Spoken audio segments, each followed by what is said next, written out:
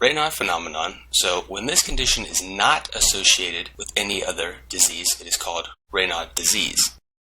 And this is purely mediated by an excess of alpha-2 receptors on the vasculature in a patient's digits. So if you think this is someone's hand, I know it's not the best hand out there, if we're talking about the digital arteries that are present in the peripheral segments of someone's extremities, and particularly in their hands.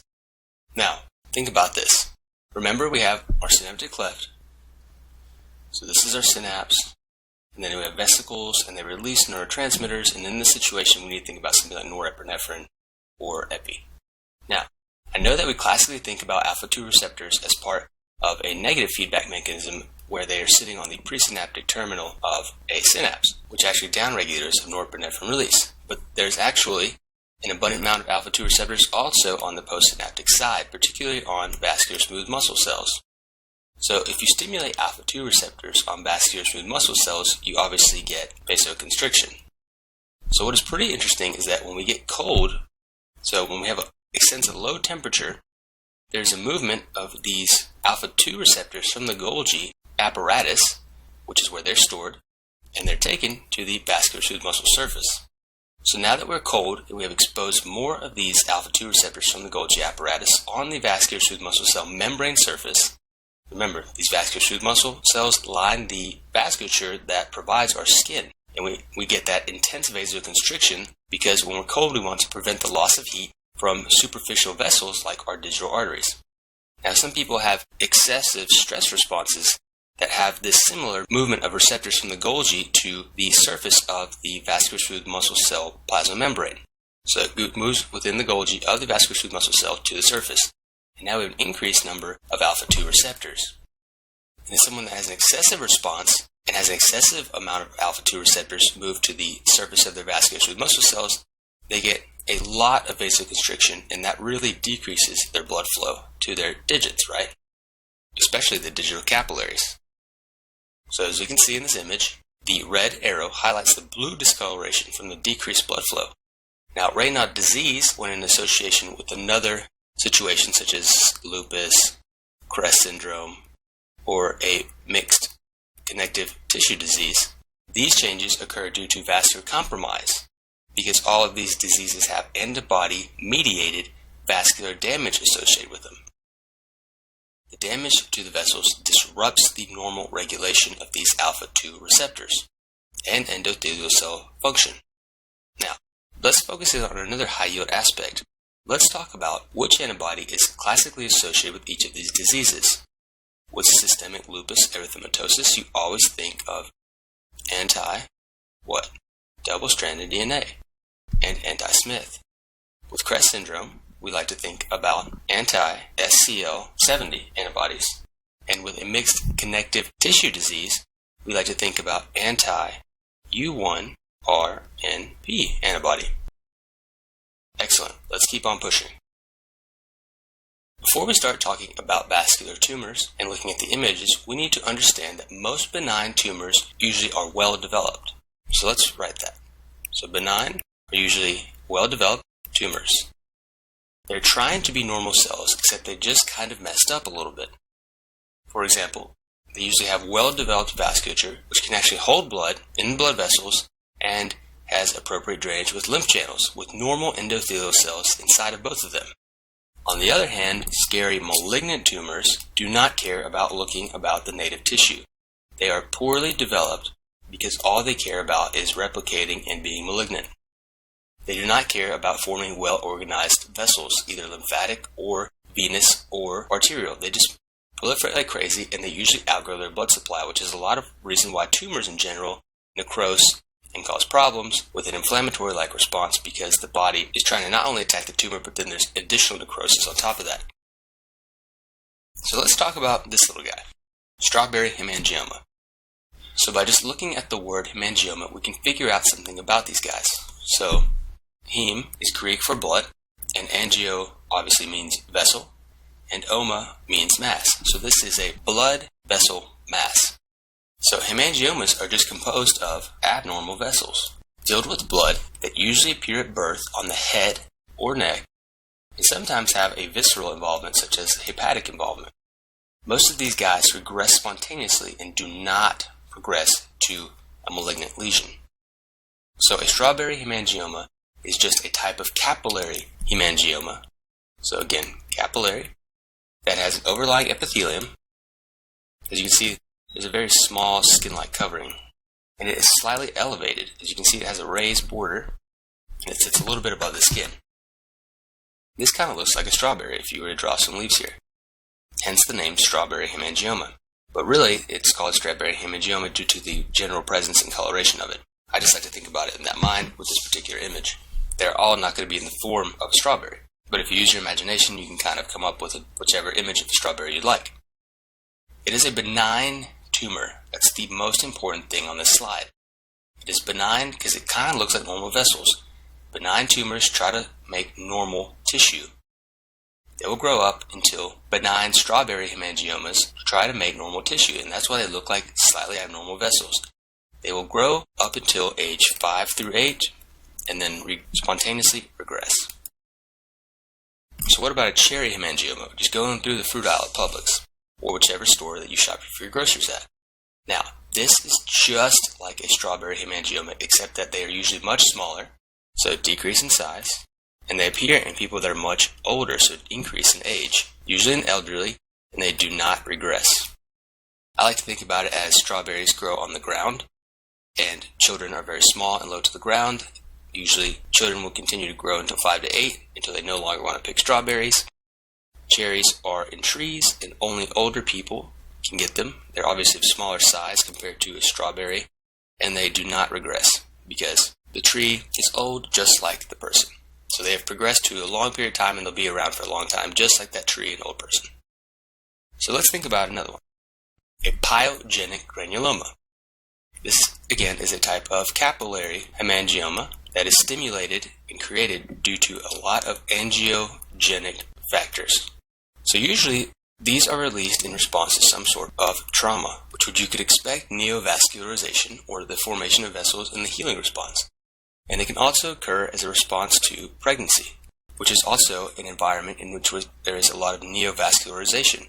There's a development of another human being, perfusion of a placenta, and that is how I correlate those two and put them together in my mind. So both of these are environments in which you have a lot of creation of new vessels.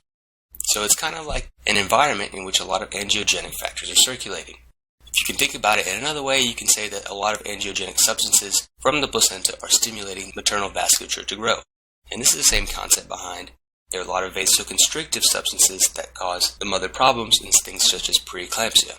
So that's another way to kind of generally think about how pregnancy can influence the fetus or the mother. Now, this name is a misnomer because pyogenic should make you think of pus, right? But there is none. There is no infection. It is described as a polypoid structure, normally, because it looks like a polyp. And it usually looks like a polyp because it is usually a mass sitting on a stalk. And whenever you have a stalk providing blood flow, there's a blood vessel traveling through this very small stalk trying to provide this growing tumor. And that is why these are common to ulcerate and bleed. In addition to the fact that they're making weaker vessels because they're stimulated to do so all the time. Now when you have this chronic process of bleeding, ulcerating, repair, then you get a lot of granulation or repairing tissue. And this is why it looks like a granuloma. And the chronic bleeding and ulcerating kind of led to the name of pyogenic, which is inflammatory or pus looking like. But it is not the true situation going on. There's no infection. Now what about a cystic hygroma? The name cystic hygroma should make us feel comfortable about what this structure actually means. So hygro is Greek for moist. Oma means mass. And cystic obviously tells us that it's a cyst-like structure. It's round, full of fluid or something, potentially full of whatever we want it to. The moist component comes from the fact that it is usually a tumor of lymphatic vessels. Again, it is a mass of tumor of lymphatic vessels. These contain a bunch of fluid and can appear like a big, large cyst. It is classically associated with boom, boom, boom, high yield that you have to know this one, Turner syndrome. Now what about a glomus tumor? Glomus tumors are really painful, benign growths. I'm talking super painful. I saw a patient with one and it was excruciating just to watch them remove it until they put them under local anesthesia and numb that area. These are really painful growths derived from the modified smooth muscle cells that make up the thermoregulatory structure of a glomus body. So it makes sense, right? If we have abnormal proliferation within the glomus body, we get a glomus tumor. Now, what exactly is a glomus body? It's basically like an arteriovenous shunt. So you have, this is your artery and this is your vein. It helps to shunt blood this way. If, for example, this is our skin surface and we're trying to not lose heat. So we don't want blood going this way and blood going this way because we need to conserve heat and we will dissipate heat if there's a significant amount of blood entering the skin vasculature.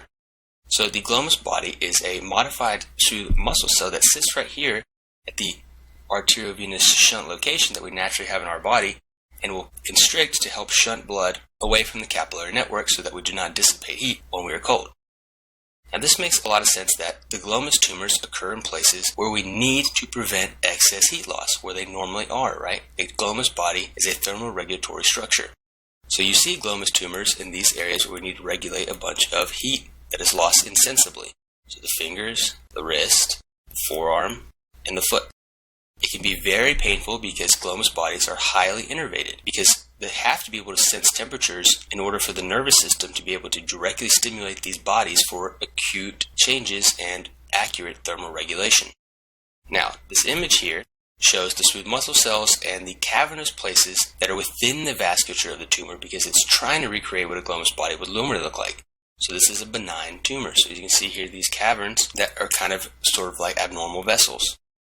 And you can see here there's a smooth muscle cell. Again, glomus bodies are modified smooth muscle cells.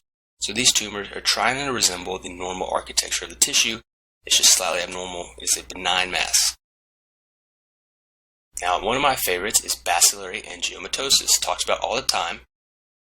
These are vascular proliferations caused by two species of gram-negative bacilli. One of those is obviously Bartonella, but which one? Henselae, which is associated with what disease? Cat scratch. And also Bartonella quintana, which is transmitted by what? The human louse or lice, whichever one you want to say. Now, this was obviously first discovered in AIDS patients, and that's why we think about it, right? So, or in general, an immunocompromised individual. What happens is that the bacteria stimulate the release of something called hypoxia-inducible factor. So in both of these diseases, there is some sort of stimulation that leads to the release of this agent. Now, we've talked about this before, but we need to review what exactly HIF is, or hypoxia-inducible factor. It is a very potent transcription factor that stimulates the production of vascular endothelial growth factor, or VEGF. Now, what does VEGF do? Well, vascular endothelial growth factor should obviously do something to make vessels and endothelial cells proliferate. And that's exactly what it does. It leads to the proliferation of vessels and endothelial cells. Let's actually look at this. How hypoxia-inducible factor production is actually leading to these changes that we see in bacillary angiomatosis. So you can see here, it's also trying to form vascular channels with these kind of abnormal cells surrounding them. They have very highly dense nuclei. They're large basophilic cells. This image shows how this is trying to resemble vascular channels, but the endothelial cells are all messed up. They have prominent nuclear atypia and mitoses because they're being stimulated to grow and divide constantly. Now, what about an angiosarcoma? So angio, again, means that we're talking about a blood vessel, and sarcoma tells us that we're dealing with a malignant type of tumor from mesenchyme. So mesenchyme and malignant equals sarcoma. So angiosarcoma is a malignant vascular tumor with some sort of mesenchymal component. Now, what are they talking about? These are malignant endothelial cell neoplasms. Just look at the image here. Do you see how instead of being lined with normal endothelial cells, these poorly formed vasculature areas are lined with these very densely, highly bunched, very basophilic, hyperchromatic, or very colored endothelial cells? They are malignant endothelial cells. Normally, remember, we have our endothelial cells lining our vascular channel, and that is exactly what is going on in the situation. So again, very prominent nuclei gives them a very dark color because they take up a lot of stain. The prominent nuclei tell you that they're replicating at a very fast rate. These are very bad, and they occur in the head, neck, breast, and can also occur in the liver. They traditionally are caused by exposure to pesticides with arsenic and thorotrast. Thorotrast is a radioactive contrast agent that no radiologist would ever use these days because they lead to angiosarcoma. The way that arsenic leads to angiosarcoma is that it binds sulfhydryl groups that are found in very important places, such as DNA repair proteins. And obviously arsenic is metabolized in the liver. So this is another way for me to think about the connection between arsenic and angiosarcoma of the liver and how angiosarcoma could present in the liver in general. Arsenic is actually metabolized within the liver into more carcinogenic compounds, which is why there's a particular association with hepatic angiosarcomas. That's kind of a high-yield element, particularly because we can introduce pesticides and confuse you with a potential question about some sort of organophosphate poisoning, when in fact they want to lead you down some sort of presentation of angiosarcoma associated with arsenic being metabolized by the liver and generating an angiosarcoma. Now, thorotrast was an agent that you may not be tested on, but it was a radiotracer used for contrast because it's a very large molecule that can circulate and absorb X-rays. Well, the problem is that the body had a tough time clearing it, so now we have a molecule that has absorbed a bunch of energy in the form of X-rays just swimming around our body. And eventually, when it does break it down, we start to release alpha particles, and alpha particles crash into DNA and they just mess it all up. Remember, alpha particles are very positively charged emissions of energy that go after DNA and cause damage to it. So a radiocontrast dye called thorotrast and arsenic are some of the main culprits for angiosarcoma.